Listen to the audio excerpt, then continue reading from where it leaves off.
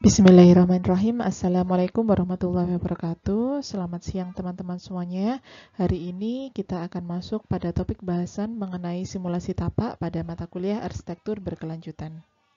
Ya, langsung saja pada bahasan mengenai simulasi tapak. Ada beberapa hal yang akan kita bahas pada bagian simulasi tapak, yaitu kurang lebih ada 8 bahasan. Yang pertama tentang apa urgensi atau pentingnya melakukan simulasi tapak. Yang kedua analisis tapak. Ketiga data iklim. Yang keempat, alat simulasi berupa climate consultant. Yang kelima, alat simulasi dari Andrew Mars.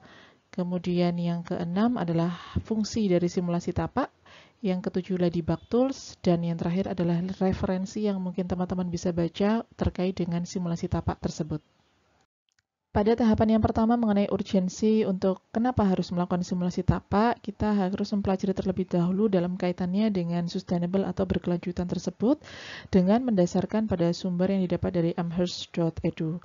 Jadi di sini sustainable atau berkelanjutan itu identik dengan istilah high performance building, jadi bangunan dengan performa yang tinggi. High performance building ini dari segi apa? Jadi ada 3 hal yang harus dipenuhi dari sebuah bangunan yang disebut dengan sustainable atau berkelanjutan, yaitu yang pertama memiliki penghematan energi, memiliki upaya untuk penghematan biaya, serta memperhatikan bagaimana siklus kehidupan dari bangunan. Sehingga itu yang kemudian disebut dengan high performance building. Kenapa kita harus memperhatikan 3 hal ini? Yang pertama adalah alasannya sebagai upaya untuk mengurangi dampak pada lingkungan dan bagaimana agar memungkinkan adanya penghematan biaya dalam sepanjang siklus hidupnya, baik dari segi operasional dan maintenance-nya. Sehingga memang namanya bangunan berkelanjutan itu sudah dipikirkan dari awal segala hal yang berkaitan. Jadi tidak hanya desain itu bagus atau cocok untuk saat ini, tapi sudah diperhatikan bagaimana kelangsungannya untuk ke depan. Nah, untuk menuju ke sustainable ini memang berproses. Ada 2 proses yang harus dilalui. Yaitu pertama, kita harus mempelajari berbagai macam topik bidang ilmu karena adanya yang disebut dengan integrated design. Jadi dalam menghasilkan bangunan atau desain arsitektural yang sustainable, maka kita tentu saja tidak bisa berpedoman hanya pada seni, keindahan. Banyak ilmu yang berkorelasi di dalamnya. Sederhananya ada fisika bangunan, kemudian sains dan teknologi, mungkin juga matematika, dan juga data tentang iklim. Banyak hal lain yang harus kita pelajari untuk menghasilkan desain yang sustainable. Yang kedua, walaupun kita tahu banyak hal yang harus dipelajari, tentu langkah kita harus konkret. Kita juga harus tahu aspek-aspek atau variabel apa di dalam desain untuk bisa mencapai sustainable tersebut. Jadi sustainable atau berkelanjutan tidak hanya berhenti di sisi konseptual tanpa ada aspek yang jelas bagaimana cara mencapai ke sana. Setidaknya ada 5 proses yang harus dilalui dalam hal ini, khususnya dalam tapak saja ya. Jadi kita belum bahas tentang bangunan ataupun ruang. Jadi untuk mencapai sustainability pada tapak, yang pertama kita harus melakukan analisis site terlebih dahulu atau analisis tapak. Jadi kita harus mempelajari bagaimana karakter site, kelebihannya apa, kekurangannya apa, sehingga kita bisa memutuskan tindak lanjut yang tepat, yang spesifik sesuai dengan karakter site tersebut. Yang kedua, tentukan target penggunaan energinya apa. Jadi kita akan merencanakan desain di dalam tapak ini seperti apa. Apakah pokoknya sudah meminimalisir penggunaan energi, atau bahkan zero energi, atau seperti apa. Jadi tentukan targetnya karena itu mempengaruhi bagaimana aspek desain yang dihasilkan. Setelah kita tahu bagaimana target penggunaan energinya, maka tentu saja itu bisa direalisasikan dengan rencana HVAC-nya. Jadi bagaimana heating, ventilation, dan air conditioning. Jadi artinya energi ini berkaitan dengan bagaimana aspek desain kita nanti untuk merencanakan heating itu pemanasan. Artinya kan di beberapa negara selain negara tropis kan butuh pemanas ruang yang semacam itu. Atau kalau di kita yang mungkin berkorelasi adalah ventilation dan air conditioning. Jadi bagaimana kita nanti akan mendesain ventilasinya, kemudian fasadnya, keruangannya dalam mendukung target penggunaan energi yang direncanakan itu tadi. Nah, setelah kita menentukan bagaimana rencana target energinya, estimasi rencana sistemnya, kemudian maka akan lebih real apa yang kita lakukan dengan kita melakukan permodelan desain dengan beberapa kali simulasi untuk kira-kira menampilkan apakah rencana yang kita gunakan itu sesuai atau tidak dengan target yang awal yang ditentukan. Baru kemudian masuk ke perencanaan masa bangunan. Sehingga dari proses tapak menuju bangunan itu prosesnya ada sebanyak ini kalau untuk mencapai yang disebut dengan sustainable tersebut. Pada bahasan mengenai analisis tapak dengan bersumber pada diagram yang didapat dari James and Logro 2008, jadi di dalam proses analisis site ini setidaknya ada 2 tahapan yang perlu dilakukan, yaitu mempelajari bagaimana existing kondisinya dan memprogramkan atau merencanakan apa yang akan dilakukan di dalam site tersebut sehingga kita bisa mencapai perencanaan tapak yang berkelanjutan dan sesuai dengan potensi yang ada di sana dan mengurangi kendala yang ada. Terkait dengan program, tentu sebenarnya ini hampir mirip dengan analisis site yang biasa. Kita merencanakan bagaimana penggunaan lahannya, aktivitasnya, mungkin juga tahapan pelaksanaannya, dan didukung dengan bagaimana kita mempelajari kondisi existing dari tapak yang terdiri dari 3 hal, yaitu yang meliputi atribut-atribut fisik, biologikal, dan kultural atau kebudayaan. Nah, tapi di dalam konteks ini, pada konteks arsitektur berkelanjutan yang lebih ke sains bangunannya, maka kita akan fokus pada atribut-atribut fisiknya terlebih dahulu. Baik, membahas mengenai atribut fisik masih dari sumber yang sama, yaitu dari James and Logro 2008. Jadi di sini dari tabel yang ada, sebenarnya memang atribut fisik di dalam analisis tapak itu ada banyak sekali. Setidaknya di sini ada 5 kategori utama. Tapi dalam hal ini kita hanya akan membahas di bagian iklimnya, terutama tentang dalam kaitannya tentang angin, matahari, atau microclimate atau iklim mikro yang ada di tapak tersebut. Harapannya dengan kita mengetahui atribut fisik tersebut, kita akan dapat menemukan potensinya dalam hal ini secara kuantitatif.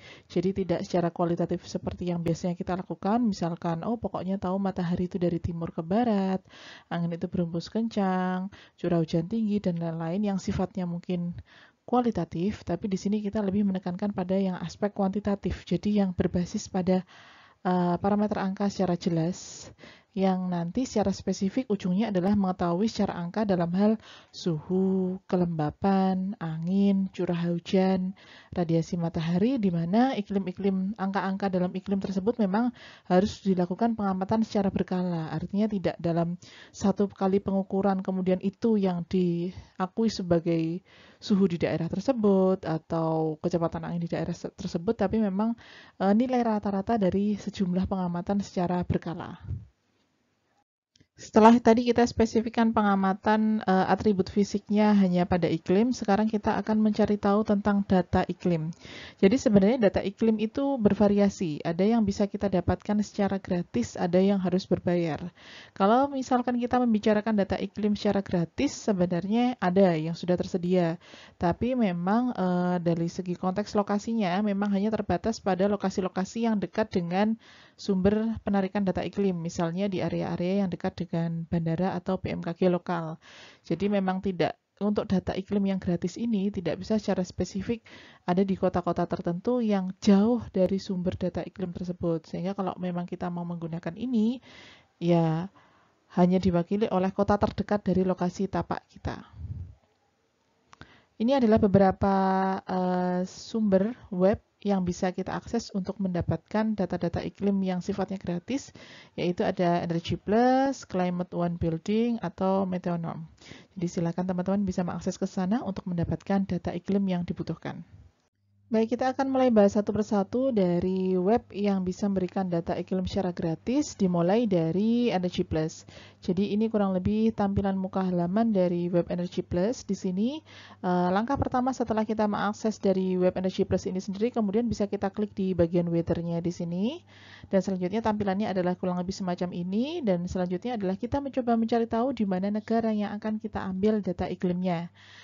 Jadi setelah itu kita coba zoom di bagian petanya, di zoom in semacam ini untuk mencari tahu daerah lokasi yang tersedia data iklim secara gratis. Namun sayangnya memang kalau untuk Energy Plus, Indonesia tidak ada datanya di sana, jadi kita bisa mengambil dari negara yang paling dekat, yaitu negara Singapura. Selanjutnya, alternatif alamat web yang kedua yang bisa digunakan untuk mengakses data iklim secara gratis yaitu dari Climate One Building. Nah, di sini adalah tampilan halamannya kurang lebih semacam ini. Jadi ini alamat web yang lebih sering digunakan untuk mendapatkan data iklim karena datanya cenderung lebih spesifik dan lengkap.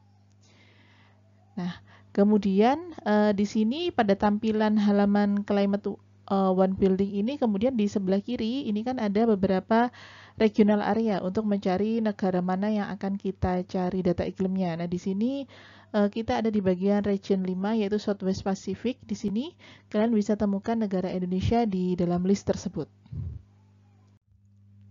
Setelah kemudian kita temukan di dalam Climate One Building ini, setelah tadi kita klik Indonesia, nanti kemudian akan tampil list halaman yang relatif jauh lebih lengkap ya daripada alamat web yang pertama. Jadi di sini banyak sekali kota yang bisa kita ambil datanya, ada Jakarta, kemudian Semarang dan lain sebagainya, Surabaya juga ada. Jadi silahkan diklik salah satu kota yang kalian kehendaki untuk dicari data iklimnya. Nah, setelah misalkan satu daerah kalian klik, misalkan Surabaya, Juanda, atau yang lain sebagainya, nanti akan muncul tampilan untuk meminta apakah kalian perlu mendownload atau tidak. Nah, pada saat download ini nanti, kalian bisa pilih file dengan extension EPW. Jadi, data iklim dengan extension EPW ini yang sering digunakan, yang nantinya akan bisa ditindaklanjuti untuk pengolahan data iklim yang lebih lanjut. Jadi, pada saat mendownload data iklim, yang paling sering digunakan adalah memilih extension EPW. Baik, kemudian alternatif yang terakhir adalah web dengan alamat metronom dengan tampilan halamannya kurang lebih semacam ini, tapi ini juga relatif lebih jarang digunakan ya. Jadi di antara 3 sumber web untuk mendapatkan data iklim secara gratis, memang yang paling sering digunakan dan kompatibel dan spesifik yaitu Climate One Building. Baik, setelah tadi kita membicarakan soal data iklim, jadi data iklim yang tadi sudah di-download dengan extension EPW tadi adalah data-data iklim dengan basicnya berupa angka. Hanya saja memang kita tidak bisa membuka datanya dan membaca data itu secara langsung, tapi data iklim itu nanti akan digunakan sebagai dasar bahan mentah untuk diolah di dalam alat simulasi. Di sini ada 2 pilihan, yaitu Climate Consultant dan Andrew Mars. Jadi kira-kira gambarannya semacam ini. Ini adalah Climate Consultant yang bisa diakses dengan search atau alamatnya ini, Energy Design Tools. Kemudian alat simulasi yang kedua yaitu Andrew Mars dengan alamat web yang bisa diakses yang tertulis di slide berikut. Untuk Andrew Mars ini nanti akan kita fokuskan pada 3 topik bahasan saja, yaitu di app yang Weather Data, 3D Sunpad, dan Dynamic Overshadowing. Oke, kita masuk pada alat simulasi yang pertama, yaitu Climate Consultant di sini. Jadi silahkan diakses Climate Consultant-nya pada halaman web yang tadi sudah ada di link slide yang berikutnya. Jadi nanti di sana ada instruksi untuk melakukan download. Jadi kalian bisa mendownload program tersebut di sini, tapi jangan lupa untuk memasukkan email address-nya terlebih dahulu, baru kemudian bisa mendownload, dan silakan download versi yang paling baru yang terletak di bagian paling atas ini untuk Windows. Baik, jadi kita akan membahas alat simulasi yang pertama, yaitu Climate Consultant. Jadi setelah teman-teman kemudian mengakses halaman web tersebut, kemudian mendownload aplikasinya, kurang lebih tampilan ikonnya adalah seperti ini. Ini adalah aplikasi paling terakhir dari Climate Consultant dengan seri yang ke-6. Jadi tampilan depannya adalah semacam ini. Jadi kalian nanti awalnya akan diminta memilih objek yang akan kalian simulasikan itu apakah residensial atau bukan, kemudian juga satuan unitnya apa yang kalian pilih, silahkan nanti kalian klik sesuai dengan kebutuhan, dan kemudian yang ketiga adalah silahkan masukkan data iklimnya. Nah, itulah gunanya di langkah pertama tadi kita mendapatkan data iklim dengan extension EPW, nanti silahkan dimasukkan pada bagian ini. Selanjutnya setelah itu maka akan muncul hasil data pengukuran dari data iklim dengan extension EPW di dalam aplikasi Climate Consultant nanti. Jadi kurang lebih ini adalah gambaran data-data angka iklim selama per bulan dengan beberapa parameter yang ada. Dan selanjutnya di sini nanti kalian akan diminta untuk memilih comfort model atau model kenyamanan yang diaplikasikan dalam simulasi tersebut. Jadi sebenarnya masing-masing dari 4 ini punya dasar ketentuan tersendiri.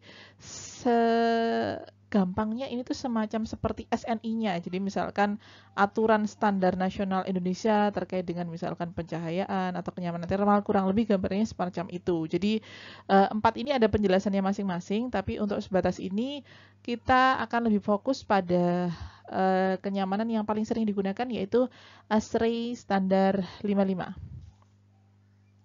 Nah, setelah itu juga ini ada beberapa data terkait dengan pengolahan dari data iklim tersebut dengan kaitannya terhadap comfort model yang tadi dipilih, yaitu ASHRAE 55. Nah, setelah kemudian teman-teman tadi sudah mendapatkan hasil kompilasi antara data iklim yang berupa angka dan kemudian memilih standar comfortnya yaitu ASHRAE 55, kemudian akan muncul beberapa tampilan grafis. Jadi ada banyak sekali tampilan grafis yang nanti akan muncul di sini, baik itu dari segi angin, kelembapan, dan lain-lain. Nanti tinggal di next saja. Karena kemudian yang paling mudah untuk kita pahami adalah pada WinWell yang terakhir ini. Jadi WinWell ini adalah kesimpulan dari semua grafik-grafik yang muncul sebelumnya. Jadi kenapa langsung di next saja? Karena kesimpulannya itu ada di bagian yang terakhir di sini, di bagian belakang yang disebut dengan WinWell. Jadi di sini ada beberapa warna yang memiliki arti-arti tertentu yang nanti akan kita bahas di slide yang berikutnya. Intinya apa yang ada di dalam tampilan gambar ini adalah menunjukkan kecenderungan data iklim dari suatu lokasi di dalam 1 tahun. Jadi ini adalah nilai rata dari data iklim di satu lokasi selama setahun. Kalau dalam hal ini memang saya belum memilih lokasi tertentu ya, masih menggunakan Singapura. Artinya kalau kita menggunakan data iklim yang pada sumber web yang nomor 2 tadi kan sudah ada ya, Jakarta, Surabaya. Jadi bisa lebih spesifik di sana. Jadi silakan nanti lokasinya diganti sesuai dengan data iklim yang sudah kalian download. Dan ini adalah hasil tahunannya. Tapi meskipun demikian, teman-teman juga masih bisa mengolahnya di sini. Artinya mengolah itu kalian masih bisa mengambil datanya itu tidak dalam rata setahun. Bisa kalian pilih bulannya, kalian pilih harinya, kalian pilih jamnya, yang mungkin lebih spesifik pada hari-hari tertentu. Tapi memang kembali lagi, seperti yang sudah dijelaskan di awal, bahwa data iklim itu tidak bisa dilihat dalam 1 hari, 2 hari, 1 jam, 2 jam. Karena butuh melihat bagaimana kecenderungan data iklim selama setahun.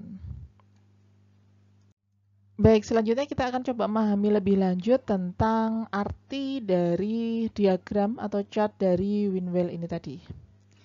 Perlu kita perhatikan bersama di sini bahwa kembali lagi bahwa WinWell ini adalah hasil tampilan grafis atas kesimpulan kecenderungan data iklim dari suatu lokasi dalam 1 tahun. Kalau kita perhatikan di sini, di dalam WinWell itu ada unsur arahnya. Jadi di sini kalian juga bisa membaca soal di sini ada barat, ada timur, tentu ini utara dan selatan. Kita bahas yang pertama dari warna kuning yang posisinya ada di atas sini, di dalam lingkaran yang paling luar. Jadi di sini yang kuning ada di luar ini menunjukkan sisi kuantitas angin. Jadi kalau kita perhatikan di sini bahwa ternyata sebenarnya kalau di sini ya lokasinya belum saya ganti, masih Singapura. Ternyata kecenderungan angin yang ada di Singapura itu sebenarnya tidak terlalu banyak perbedaan signifikansi. Artinya dari arah barat ke timur, utara, selatan itu sebenarnya kuantitas atau jumlah anginnya kurang lebih sama. Ya memang ada beberapa lokasi-lokasi tertentu yang lebih tinggi tapi juga tidak terlalu yang dominan terlalu signifikan tinggi. Hanya saja memang kalau kita baca di data ini, kalau kita lihat pada area chart yang warna kuning yang paling luar, memang kuantitas angin yang paling tinggi adalah yang ada di timur laut, yaitu posisi antara utara dan juga timur. Kemudian hal yang berikutnya, kita mulai pada lingkaran yang lebih dalam dari sini. Nah, Di sini adalah lingkaran yang menunjukkan soal suhu. Nah, terkait dengan suhu atau temperatur ini legendanya ada di sebelah sini. Jadi kita tinggal membaca sebenarnya suhunya seperti apa. Ya sederhananya kalau biru pasti lebih dingin, kalau merah lebih panas. Estimasi berapa derajatnya itu ada di sini. Nah, kembali lagi ini legendanya tadi kan ini dipilih berdasarkan yang di awal tadi. Di halaman pertama tadi kan teman-teman diminta untuk memilih apakah ini proyek residensial atau bukan. Kemudian satuan unitnya. Nah, pada saat tadi satuan unitnya tidak diganti, masih tetap menggunakan default awalnya, maka di sini temperatur atau suhu yang keluar satuannya adalah Fahrenheit. Sehingga makanya suhunya yang keluar angka-angkanya 32 dan lain-lain. Nah, silahkan kalian ukur sebenarnya transformasi antara Fahrenheit ke Celsius bagaimana menghitungnya. Ini adalah legendanya. Dan ini adalah gambaran pembacaan suhunya. Nah, pada saat kembali lagi ke grafik, kita lihat di sini, oh berarti area yang paling suhunya cenderung dingin adalah area yang ada di sisi barat laut ya. Kalau tidak salah di sini antara utara dengan barat, di area barat laut ini adalah yang paling dingin suhunya, sedangkan mulai dari utara, timur sampai dengan selatan sampai ke barat lagi, ini mayoritas adalah suhunya cenderung ke arah hangat dan panas. Masuk lebih dalam lagi, kalau yang masih warna kuning atau kecoklatan di sini masih ada kaitannya dengan yang luar. Di sini angin, di sini adalah kecepatan angin. Jadi kalau tadi banyaknya angin yang paling luar, yang dalam ini adalah soal kecepatan anginnya. Jadi dibaca dari diagram ini, oh memang kecepatan anginnya rata-rata sama. Ada satu area yang paling cepat, yaitu ada di satu titik di antara barat dan selatan. Nah, di sini adalah yang paling cepat anginnya, tapi ya hanya satu sisi itu saja. Oh ya, terkait dengan kecepatan angin pun juga di sini juga sudah ada satuannya ya, wind speed-nya mph. Jadi memang satuannya tidak standar karena sesuai dengan metric unit yang dipilih di halaman awal. Sama dengan di sini temperaturnya Fahrenheit, di sini satuan wind speed-nya atau kecepatan anginnya adalah menggunakan mph.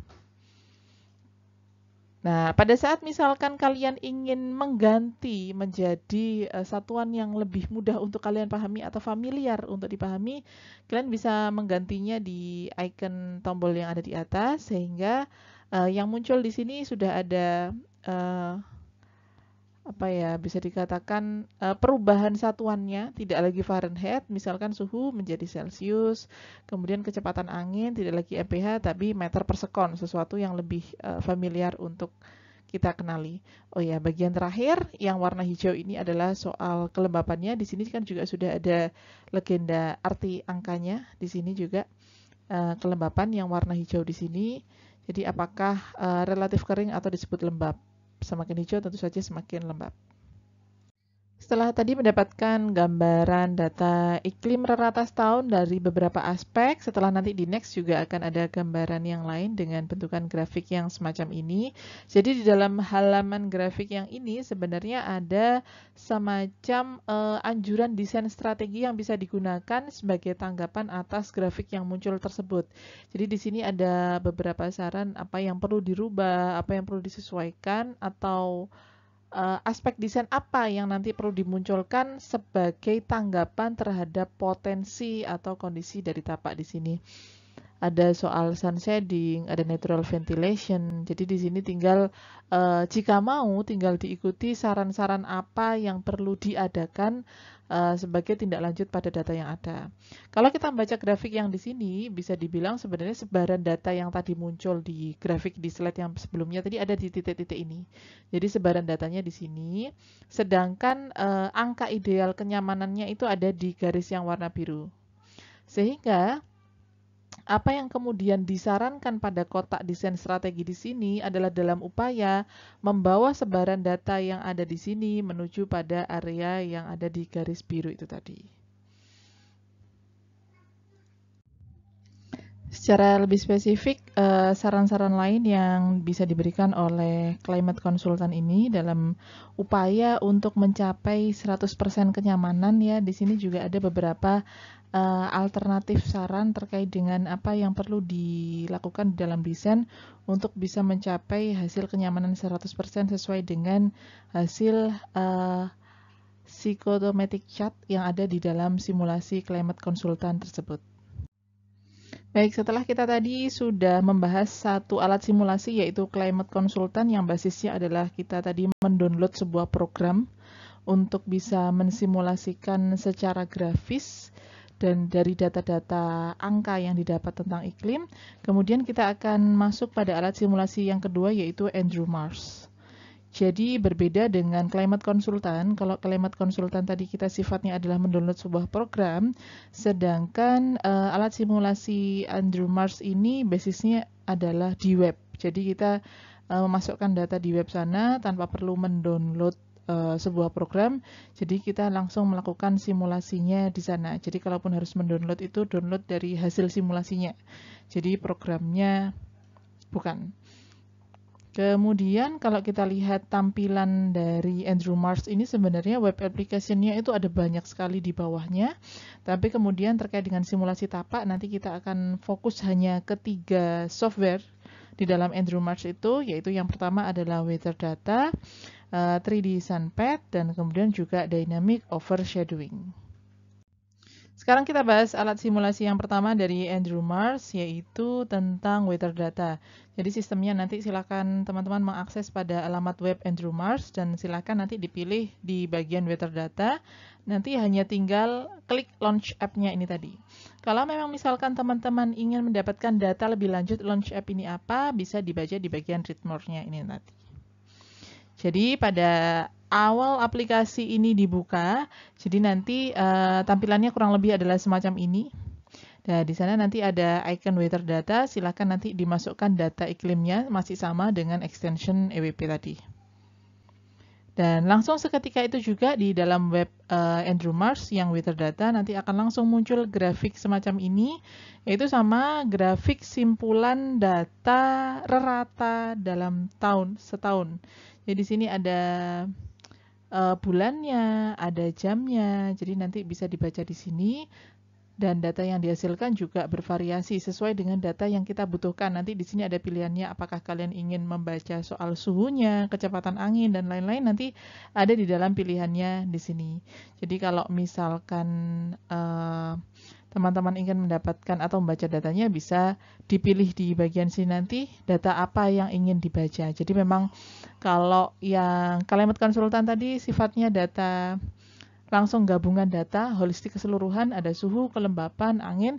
Kalau yang ini mungkin lebih spesifik ke satu data, tapi langsung rata-rata 1 tahun. Kemudian, jadi di sini misalkan kalau kita lihat di gambar yang 2 ini dengan gambar yang 1 ini kan berbeda ya. Jadi ada yang membaca tentang suhu, kecepatan angin, sehingga grafiknya pun juga akan berbeda sesuai dengan pilihan-pilihan data spesifik iklim yang ingin kalian tampilkan. Dan selain menghasilkan data rata setahun semacam ini, kalau misalkan kita posisikan kursor kita di grid-grid ini, baik grid yang menunjukkan bulan atau grid yang menunjukkan jam dan lain-lain, maka kita bisa mendapatkan simpulan satu grafik data yang sesuai dengan jamnya, misalkan bagaimana kondisi angin jam 12 pada rata 1 bulan, ini ada grafiknya sendiri. Jadi tidak hanya grafik yang sifatnya 3 dimensi rata 1 tahun yang punya beberapa sumbu, di sini juga bisa dilihat dengan grafik 2 dimensinya. Pada simulasi yang kedua dari Andrew Mars, yaitu aplikasi yang kedua adalah 3D Sunpad. Di sini fungsinya sekedar untuk mengetahui garis edar matahari yang lewat pada tapak kalian.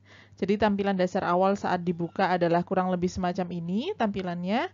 Jadi masih dari negara benua Eropa dan defaultnya adalah bangunannya ini. Jadi kalau ingin mengganti, silahkan kalian melakukan load object. Silahkan kalian import data dari SketchUp kalian yang sudah dirubah extensionnya menjadi OBJ. Nanti setelah itu akan muncul objek yang kalian import tadi dari aplikasi yang lain. Kemudian selanjutnya zoom dan klik area pada peta di mana lokasi tapaknya dan nanti akan muncul bentukan garis mataharinya. garis edar matahari yang dimaksud. Dan kemudian di sebelah sini adalah untuk menunjukkan bagaimana penyinaran mataharinya. Di sini kalau kita lihat seperti ilmu yang kita tahu di awal bahwa garis edar matahari kalau untuk daerah tropis kan stagnan, ada di atas dari bangunan langsung. Dan di sini garis merah yang di sini adalah untuk menunjukkan kapan waktu penyinaran mataharinya dari jam berapa sampai jam berapa. Berbeda dengan area yang ada di benua Eropa, misalkan kalau kita lihat bentukan polanya di sini kan kadang naik, kadang juga turun. Nah, di sini kan seperti yang sudah kita pelajari di tentang sunset di minggu ketiga kalau tidak salah, kan kita tahu garis edar mataharinya selain area tropis kan memang agak miring sehingga hasil tampilannya adalah semacam ini. Ada saatnya di mana garis penyinaran matahari itu sangat minim, ada yang bahkan sangat lama. Jadi membaca garis ilustrasi yang di sini adalah semacam itu. Oke, bagian terakhir dari simulasi Andrew Mars yang akan kita bahas dalam kaitannya dengan simulasi tapak adalah aplikasi Dynamic Overshadowing. Jadi fungsi dari aplikasi ini adalah untuk melihat bagaimana apakah terang langit itu bisa kita terima secara maksimal pada tapak atau tidak. Atau mungkin sederhananya sama dengan misalkan dari titik di mana lokasi tapak kita berada, apakah kita melihat ke langit itu ada penghalang dari bangunan di sekitar kita atau tidak. Jadi gambaran sederhananya adalah semacam ini. Jadi misalkan 4 kotak ini kita gambarkan sebagai tetangga yang ada di sekitar kita, sedangkan posisi tapak ada di tengah sini. Jadi kita mencoba mensimulasikan melihat ke atas bagian mana yang mungkin view kita ke atas terhalangi oleh bangunan. Nah, gambaran aplikasinya adalah semacam ini. Jadi seakan-akan kita berdiri di bawah, kita melihat ke atas, oh ternyata di titik-titik tertentu pandangan kita terhalang oleh ketinggian bangunan atau adanya bangunan tetangga di sekitar kita.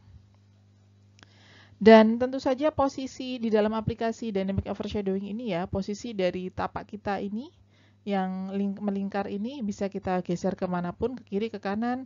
Begitu juga dengan bangunan tetangganya ini juga masih bisa digeser. Dan mengenai tampilan bagaimana apakah kita bisa melihat langit atau tidak dalam kaitannya dengan cahaya dan lain-lain, kita juga bisa mengganti posisi tetangga ini dari sisi koordinat ataupun juga mengganti waktu pada saat kita melihat ke arah langit itu tadi. Jika sekiranya tampilan awal ini kan tentu saja tidak sesuai dengan apa yang mau kita simulasikan, maka kita perlu melakukan load object atau langsung memberikan gambaran secara langsung bagaimana kondisi tapak sekitar kita. Sebagai salah satu kunci, artinya jalan pintas untuk membuat gambaran tetangga yang ada di sekitar kita, sebenarnya ada yang disebut dengan program CatMapper. Apalagi ini. Jadi banyak sekali ya aplikasi yang kita pelajari hari ini. Nah, kita akan pelajari soal CatMapper juga selain pada Andrew Mars. Oke, CatMapper ini sebenarnya adalah sebuah aplikasi yang ada di web ya, kembali lagi yang ada di web, yang di mana yang dijanjikan itu adalah kita bisa mendapatkan data 3D dari suatu lokasi tertentu. Jadi kalau misalkan anggaplah teman-teman males atau mungkin belum menggambarkan kondisi tapak di titik lokasi kalian, kalian bisa mengambilnya secara gratis pada CatMapper itu sendiri. Tapi kemudian ada batasan soal ukurannya. Selama kurang dari 1 km maka hitungannya adalah gratis, tapi kalau lebih dari 1 km maka ini nanti akan berbayar. Nah, jadi kalian tinggal menentukan bagaimana lokasinya, titik mana, dan berapa besar area yang mau kalian dapatkan bentukan 3D-nya di sini. Dan kemudian silahkan langsung kalian download hasil dari CatMapper itu tadi, hasil dari gambaran 3D tetangga yang ada di sekitar lokasi kalian. Finally, hasilnya kurang lebih semacam ini. Jadi bisa kalian dapatkan dalam bentuk SketchUp juga bisa dengan ekstensi SKP di sini. Jadi dengan kalian mendownload dari CatMapper dengan selama kurang dari 1 km kalian bisa mendapatkan secara gratis bentukan 3D bangunan sekitar tanpa harus repot-repot untuk membuat gambarannya secara langsung. Tapi tentu harus dicek lagi ya, karena bisa jadi mungkin ada yang tidak update sehingga mungkin ketinggian bangunannya berbeda antara kondisi saat di-download dengan saat ini. Tapi kalau untuk geometrinya, kalau hanya menggambarkan tetangga, saya rasa sudah cukup valid. Dan nanti kalau sudah muncul gambaran semacam ini, nanti bisa kalian ganti extensionnya menjadi ekstensi OBJ.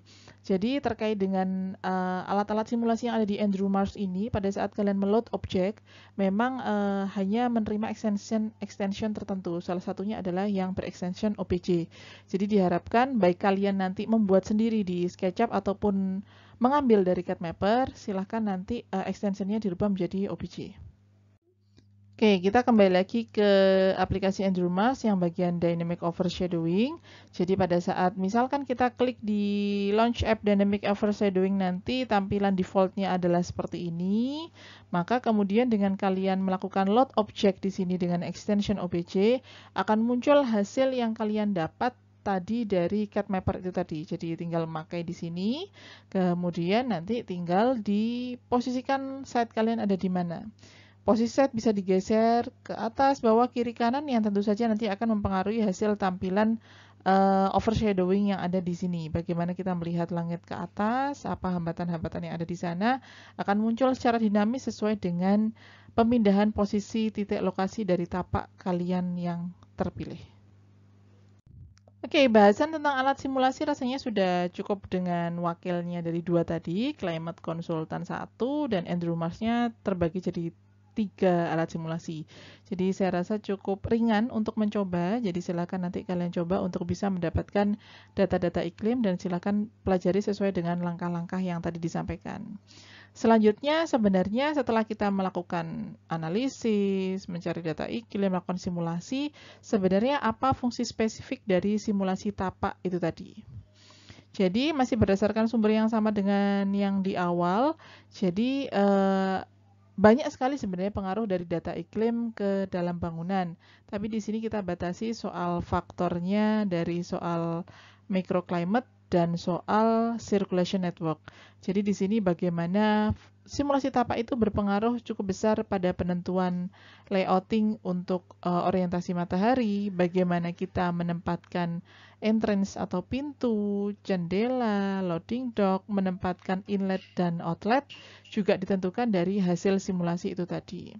Bahkan juga bagaimana cara orang berjalan, arah orientasi pedestrian juga bisa dibantu dengan hasil dari alat simulasi tadi. Misalkan soal yang dynamic overshadowing tadi, dengan kita mengetahui bagaimana penghalang langit di atas kita bisa mensimulasikan, oh ternyata enaknya jalan kalau di dekatnya bangunan tinggi, sehingga kita lebih terhalang dalam konteks pembayangan yang kita dapat lebih maksimal begitu. Jadi banyak sekali fungsi teknis dari hasil simulasi tapak tersebut. Yang jelas adalah dengan simulasi ini kita mengetahui microclimate, artinya iklim mikro setempat, di mana dari iklim mikro setempat kita dapat menentukan bagaimana performa bangunan yang sesuai sebagai tanggapan atas kondisi existing tapak yang ada. Kemudian yang kedua adalah kita bisa membentuk aktivitas manusia. Maksudnya adalah bagaimana kita tahu bahwa misalkan orang itu tidak suka jalan di area yang panas, maka kita harus menempatkan area pedestrian misalkan di area yang dingin. Nah, area yang dingin ada di mana? Nah, kita cek lagi hasil simulasinya. Bisa dari yang soal penyinaran matahari, soal kecepatan angin, nanti bisa kita tentukan di sana. Selain daripada itu, fungsi yang lain juga kontrol pada akses matahari, artinya kontrol akses matahari itu nanti apakah akan kita maksimalkan penerimaan panasnya, apakah kita maksimalkan penerimaan cahayanya, atau kita batasi. Jadi kita akan menentukan aspek-aspek fisik dari bangunan yang nanti bisa mendukung tujuan yang mau kita lakukan, apakah akan memaksimalkan matahari atau justru menguranginya. Kemudian fungsi yang ketiga juga mengontrol angin, sama angin ini nanti fungsinya apa? Apakah akan dimaksimalkan pada tapak atau justru dihambat. Nah, nanti dengan kita tahu mana data yang anginnya paling tinggi, mana angin yang paling cepat, nanti kita juga bisa mendesain elemen-elemen fisik bangunan yang sesuai dengan data iklim dan tujuan dari desain kita tersebut. Berikut adalah beberapa ilustrasi mengenai fungsi penting dari adanya simulasi di tapak. Salah satunya yang pertama adalah terkait dengan ilustrasi pembentukan koridor jalan. Artinya dengan kita melakukan simulasi pada tapak, kemudian kita mengetahui bagaimana atau di mana posisi matahari, bagaimana penyinarannya, efek pembayangannya, maka kita akan menemukan zona yang terbaik untuk membentuk koridor jalan yang membuat manusia nyaman untuk beraktivitas. Selain daripada itu, juga pentingnya simulasi di tapak akan dapat menentukan konfigurasi bangunan yang terbaik. Sebab dengan perbedaan konfigurasi bangunan yang bermacam-macam, maka menimbulkan profil energi yang berbeda. Contohnya pada ilustrasi ini, kita tahu dengan luasan bangunan yang sama, tapi konfigurasinya berbeda. Ada yang ditata secara vertikal, ada yang horizontal. Ternyata hasil jumlah luasan fasad bangunan atau muka bangunan yang tersinari matahari juga berbeda, di mana berapa luas area yang tersinari matahari akan berefek pada panas bangunan dan juga berdampak pada proses pendinginan bangunan. Nah, sehingga itu tadi menimbulkan profil yang berbeda pada energinya. Ilustrasi yang lain ditunjukkan dengan adanya fungsi simulasi tapak dalam konteks angin. Nah, artinya dengan kita sudah mengetahui data iklim dan juga mengolah hasil simulasinya, dengan kita mengetahui dari mana arah angin yang paling potensial, artinya potensial dari segi kecepatan maupun dari segi kuantitasnya, maka kita akan dapat menskemakan bagaimana desain keruangannya sehingga terbentuk cross ventilation atau penghawaan alami yang baik di sana. Oke, berikutnya kita masuk pada apa yang disebut dengan Ladybug Tools. Jadi Ladybug Tools ini sebenarnya juga merupakan alat simulasi juga ya, selain Climate Consultant dan Andrew Mars. Hanya saja memang kalau Ladybug ini sistemnya lebih rumit karena banyak sekali item-item yang harus dipelajari. Jadi ini untuk pengetahuan bagi teman-teman semuanya. Ini adalah Ladybug Tools. Jadi sebenarnya Ladybug itu apa? Jadi kita coba pelajari hierarki ini. Jadi ini awalnya dari sebuah software Rhinoceros. Jadi semacam aplikasi desain di sini, di mana Grasshopper adalah salah satu plugin dari software Rhinoceros tersebut yang berfungsi sebagai visual programming. Di mana dalam Grasshopper itulah ada Ladybug Tools yang merupakan salah satu plugin dalam Grasshopper. Dan di dalam Ladybug masih ada Butterfly dan Honeybee. Jadi sepanjang itu hierarki pemahamannya. Artinya Ladybug ini adalah salah satu plugin di dalam Grasshopper dan di dalam Rhinoceros yang berfungsi untuk membantu analisis khususnya di dalam simulasi kinerja bangunan. Kalau misalkan dijelaskan, sebenarnya fungsi dan kelebihan dari Ladybug Tool ini sangat banyak ya. Karena di sini sudah ada penjelasannya. Jadi dia adalah free open source dan juga hasilnya bisa divalidasi. Dan di sini mudah untuk diinstal, hanya saja yang sulit adalah pengoperasiannya. Jadi adalah beberapa contoh hasil simulasi dengan menggunakan plugin Ladybug Tools tersebut. Sumber data iklim yang digunakan dalam proses simulasi dengan menggunakan Ladybug ini sebenarnya sama dengan yang awal sudah disampaikan. Dia menggunakan alamat web Climate One Building. Jadi ini adalah salah satu dari web yang menyediakan data iklim secara gratis ya, tadi yang posisi nomor 2 yang lebih spesifik dalam mencantumkan data iklim di suatu lokasi. Kemudian secara spesifik Ladybug Tool ini fungsinya apa? Jadi setidaknya di sini ada 7 fungsi atau 7 analisis yang dapat dilakukan oleh Ladybug Tools ini sendiri. Yang pertama adalah ini, yaitu sunpad diagram. Jadi dengan menggunakan Ladybug Tool kita dapat mengikuti atau menampilkan atau mengetahui garis edar dari matahari pada tapak kita. Dan sebenarnya model dari Ladybug Tool itu semacam ini ya. Jadi seperti logika programming menyambungkan antara satu logika dengan logika lain. Dan ini agak rumit, dan kalau memang misalkan ini sulit dilakukan, untuk mencari analisis tanpa diagram kan juga masih bisa dilakukan dengan cara lain. Salah satunya adalah dengan menggunakan Andrew Mars. Kemudian kegunaan Ladybug Tool yang kedua adalah untuk menghasilkan ground radiation. Jadi untuk mengetahui bagaimana tingkat radiasi pada tapak, sehingga kita bisa memilih bagaimana penataan massa bangunan yang tepat, baik dari segi posisi, orientasi, maupun geometrinya, pada saat kita sudah mengetahui hasil simulasi seperti yang ada di gambar sebelah kiri. Oh ya, untuk informasi bahwa sebenarnya memang Ladybug ini idealnya menggunakan dua layar sekaligus, jadi satu layar untuk visualisasinya, sedangkan satu layar lagi sebelah kanan adalah untuk programmingnya. Kemudian kefungsian yang ketiga yang bisa dilakukan Ladybug Tool adalah untuk mengetahui tingkat radiasi pada massa bangunan. Jadi tidak hanya radiasi pada tapak yang bisa dianalisis, tapi setelah komposisi atau gubahan massa bangunan itu dihasilkan, ini juga bisa dicek tingkat radiasinya seperti apa.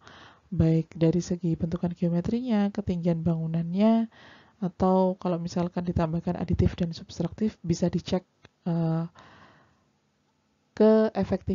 keefektivitasannya dalam menangkal radiasi panas matahari yang berlebihan. Kefungsian yang keempat yaitu cooling design radiation, untuk mengetahui tingkat radiasi desain pendingin. Jadi agar kita tahu bagaimana potensi-potensi area yang panas, potensi area yang dingin, agar kita bisa menempatkan posisi tapak dan juga bangunan di tempat yang tepat dari sisi pendinginannya. Kefungsian yang kelima adalah shadow analysis, tentang pembayangan, analisis pembayangan, baik pembayangan dari bangunan di sekitar tapak menuju ke tapak, atau pembayangan dari bangunan yang di dalam tapak itu sendiri, berikut juga dengan tingkatan pembayangannya seperti apa. Sehingga dengan cara ini kita akan tahu efektivitasnya, mana yang area-area yang terbayangi yang bisa kita manfaatkan untuk kenyamanan beraktivitas, mana yang mungkin masih terlalu panas, masih terlalu terpapar matahari secara langsung, sehingga kita bisa menentukan alur aktivitas yang tepat pada desain bangunan tersebut. Pada fungsi yang keenam, untuk mengetahui berapa lama durasi pencahayaan, dan kembali lagi durasi pencahayaan sebenarnya juga bisa diakses dengan alat simulasi yang lain. Hanya saja kelebihannya di sini durasi pencahayaannya ini bisa meliputi secara detail ke bangunan. Berikut juga berapa